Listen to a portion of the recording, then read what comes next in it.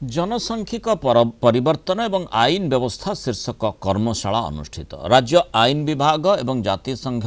जनसंख्या पांठि यूएनएफपीए मिलित आनुकूल्य आयोजित होती कर्मशाला। मुख्य अतिथि भाव आईन मंत्री पृथ्वीराज हरिचंदन यहाँ उद्घाटन कर आगामी 50 वर्ष को दृष्टि रखी राज्य सरकार एक विस्तृत रोडमैप प्रस्तुत करुवा कहते। महिला मानकु न्याय प्रदान पर 7टी महिला फास्ट ट्रैक कोर्ट और साइबर अपराध रोकने 5टी स्वतंत्र साइबर कोर्ट प्रतिष्ठा करा जिवो। मुख्य शासन सचिव अनुगर्ग भविष्यत जनसंख्या अनुजाई योजना प्रस्तुति उपर गुरुत्व देता बेले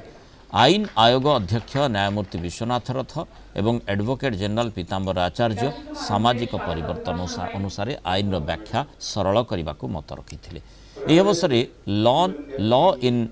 ए चेंजिंग सोसाइटी नामक एक पुस्तिका उन्मोचित होता। 2050 मसीहा बेलू ओडिशार डेमोग्राफिक स्थिति कौन थी विभिन्न क्षेत्र को देखिले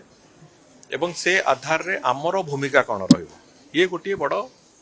चैलेंज आम समस्त तेणुक ताकू आखि आगे रखिकी जहाँ जहाँ चेंजेस आम भावुचे ठीक हम राज्य को विकास रास्ता चलैवा को जनसाधारण को न्याय दबाठू आरंभ करिकी तांकर समस्या समाधान करने सोशल सेक्टर रे हो इंफ्रास्ट्रक्चर सेक्टर रे हो गवर्नेंस सेक्टर रे हो विभिन्न क्षेत्र रे तांकू आमे जेमिति सुगम करबा तांको जीवन को राज्य को आगु को नवा पई सेमानक समस्तंगर पार्टिसिपेशन रहबो से कथा को नै कि आखि आगे आईन रो प्रावधान भितरे वर्तमान सुधा एड्रेस करा जाई पारि नाही से संपर्कित विषय वस्तु उपरे आज आलोचना चक्र रखा जाइछि। अनेक सामाजिक कर्मी एनजीओ एवं इंटेलेक्चुअल कम्युनिटी रु ए बाबद रे आज आलोचना करिवे। ये कर्मशाला रे जहाँ निष्कर्ष बाहरिबो